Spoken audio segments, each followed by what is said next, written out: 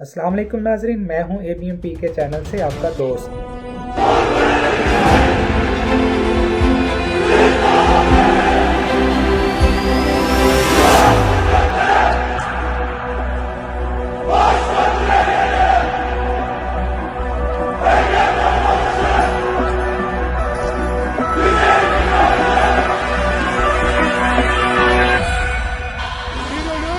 सबसे पहले मैं आपको बताऊंगा कि बाकी दुनिया में इस्टेब्लिशमेंट ऐसा क्यों नहीं कर पाती, जबकि पाकिस्तान में इस्टेब्लिशमेंट गन पॉइंट पर सारे महकमों से अपनी मर्जी के फैसले करवा लेती है। पाकिस्तान में सारे फैसले इस्टेब्लिशमेंट करती है, जबकि बाकी मुल्कों में ऐसा क्यों नहीं है। अमरीकी सदर अमरीकी चीफ ऑफ आर्मी स्टाफ से क्यों नहीं डरता, और आर्मी अमेरिका में मार्शल लॉ क्यों नहीं लगा सकती। इसी तरह कनाडा बरतानिया में मार्शल लॉ नहीं लगता, ये सिर्फ पाकिस्तान में ही क्यों लगता है। कि पाकिस्तान के चीफ ऑफ आर्मी स्टाफ कैसे पूरे मुल्क के वज़ीर आज़म को हॉस्टेज कर सकता है और उससे अपनी मर्जी के फैसले करवा सकता है, लेकिन अमेरिका, इंडिया, कनाडा में ऐसा क्यों नहीं होता। आर्मी चीफ के नज़दीक सबसे ज़्यादा 111 ब्रिगेड का आदमी होता है और उसके बाद फिर DGISI होता है। पिछली वीडियो जिसमें मैंने आपको 111 ब्रिगेड के मुतालिक सारे हक़ाइक़ से आपको रोशना करवाया था कि ये कैसे सिक्योरिटी प्रोवाइड करती है और इनकी क्या क्या जिम्मेदारियाँ और रिस्पॉन्सिबिलिटीज़ हैं, इनमें कौन से लोग शामिल होते हैं। अगर आपने हमें अभी ज्वाइन किया है तो पिछली वीडियो का लिंक इस वीडियो की डिस्क्रिप्शन में दे दिया गया है। हम इस वीडियो में 111 ब्रिगेड पार्ट 2 का जिक्र करेंगे। आए स्टार्ट करते हैं।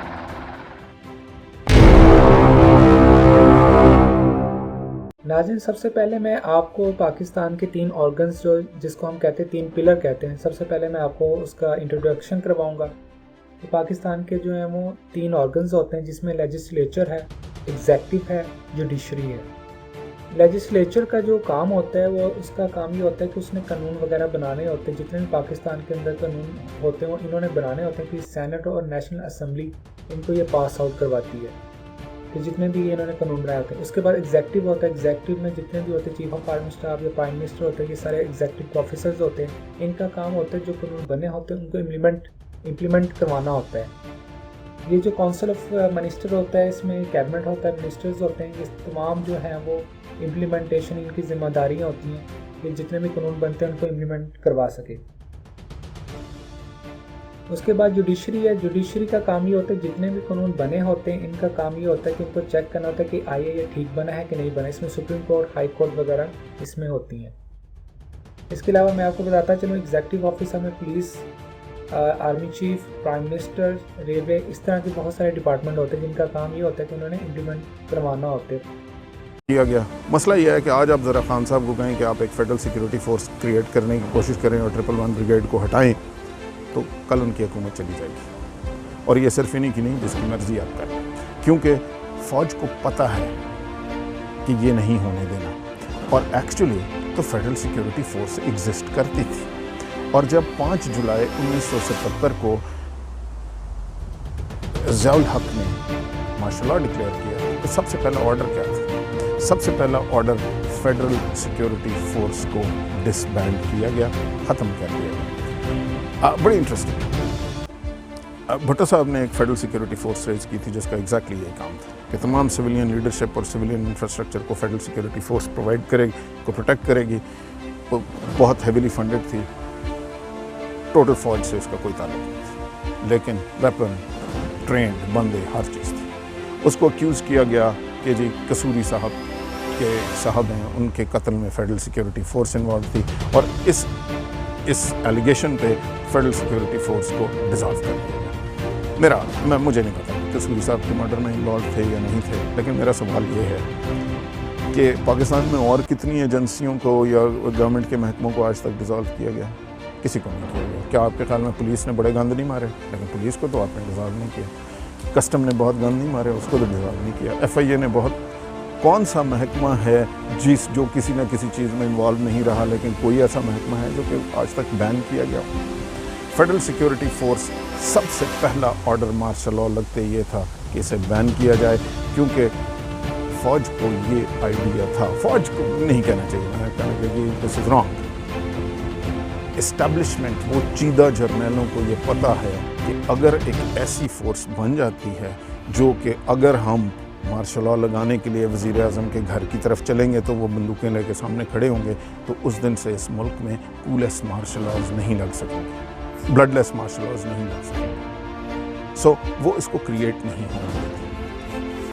पाकिस्तान में जितने भी मार्शल लॉ लगते हैं वो सब 111 ब्रिगेड से लगाए जाते हैं। नाज़रीन, हम इलेक्शन में जिन सिविल नुमाइंदों को चुनते हैं वो मिलिट्री के होस्टेज बन जाते हैं, क्योंकि पाकिस्तान में सिविल फेडरेशन की सिक्योरिटी के लिए कोई अदारा नहीं बनाया गया।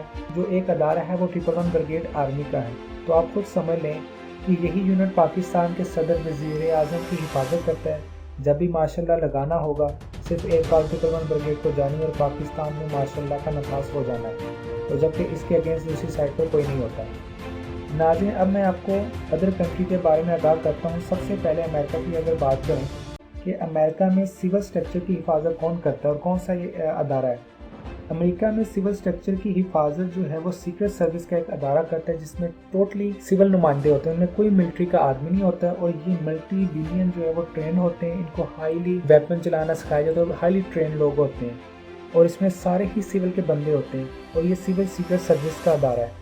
एयरफोर्स से लेकर अमेरिका के सदर बीवी बच्चों को तहफ़्फ़ुज़ फराहम करता है। अमेरिकी फ़ौज का कोई शख्स वाइट हाउस में किसी भी वजह से दाखिल नहीं हो सकता, इसलिए बाहर के मुल्क में बादशाह को फ़ौज प्रोटेक्ट नहीं करती, बल्कि सिविल बंदों का एक मुश्तमिल अदारा सीक्रेट सर्विस एक अदारा है जो इन्हें प्रोटेक्ट करता है और इनकी फैमिली को भी प्रोटेक्शन प्रोवाइड करता है।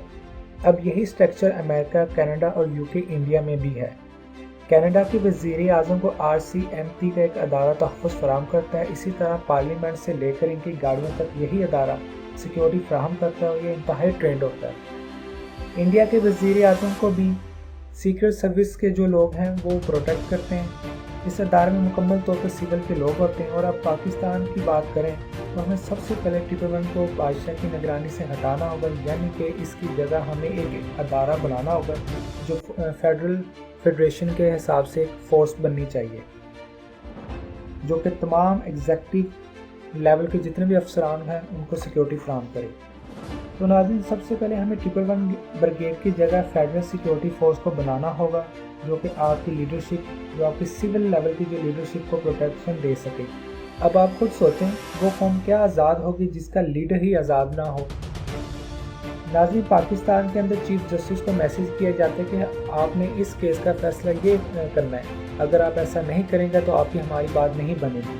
अगर यही मैसेज अमेरिका के चीफ जस्टिस को जाएगा तो वहाँ का जो चीफ जस्टिस है वो फ़ौरन FBI को आगाह करेगा। FBI वाले जो सीक्रेट सर्विस को बताएंगे, उसके बाद पुलिस इन्वॉल्व होगी और फ़ौरन उस बंदे को पकड़ लिया जाएगा कि आपने कैसे हमारे चीफ जस्टिस को ये हुक्म या ये जो ऑर्डर कैसे आपने दिया है। कोई FBI का हमारा अदारा, कोई भी अदारा, हमारा जो सिविल लेवल का अदारा इतना स्ट्रॉन्ग नहीं है कि वो इनके अगेंस्ट कोई भी एक्शन परफॉर्म करे। सबसे पहले हमें अपने अदारों को मजबूत करना होगा। इक्विवेलेंट तो रॉ है। क्या CIA फौजी महकमा है? क्या उसका हेड लेफ्टिनेंट जनरल होता है, मेजर जनरल होता है? क्या उसमें फौजी काम कर रहे होते हैं? नहीं, तो नहीं होता। इंडिया की जो रॉ है, क्या उसका हेड कोई फौजी है? नहीं है, IG पुलिस है। उसके जितने अंदर ऑपरेटिव्स काम कर रहे हैं वो पुलिस वाले काम कर रहे हैं या फॉरेन ऑफिस वाले काम कर रहे हैं। देखिए, इसका एक बैकग्राउंड है। जितनी भी इंटेलिजेंस एजेंसीज होती हैं उनका क्या काम होता है और ये कहाँ से बनी है? इनका काम ये होता है, CIA का काम है अमरीकी इंटरेस्ट को इंटरनेशनली वॉच करना।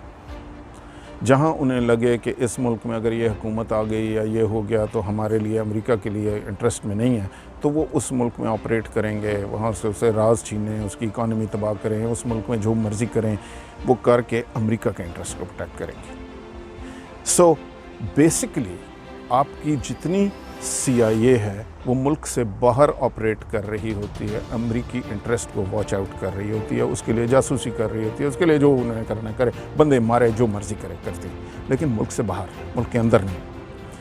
Crime fighting within the United States is not the role of CIA। और चूंकि इन्होंने मुल्क से बाहर अमेरिकन इंटरेस्ट को वॉच आउट करना है, तो टिपिकली इनकी लीडरशिप फॉरेन सर्विस से आ रही होती है। इस वक्त भी जो अमेरिका की CIA की डायरेक्टर हैं वो एक खातून है, सिविलियन है, और फॉरेन सर्विसेज से उनका बैकग्राउंड है, क्योंकि वो फॉरेन कंट्रीज़ में अमेरिकन इंटरेस्ट को प्रोटेक्ट कर रहे हैं, इंटरनेशनली अमेरिकन इंटरेस्ट को प्रोटेक्ट कर रहे हैं। रॉ का एग्जैक्टली यही काम है। वो इंडिया से बाहर इंडिया के इंटरेस्ट को प्रोटेक्ट कर रहे हैं।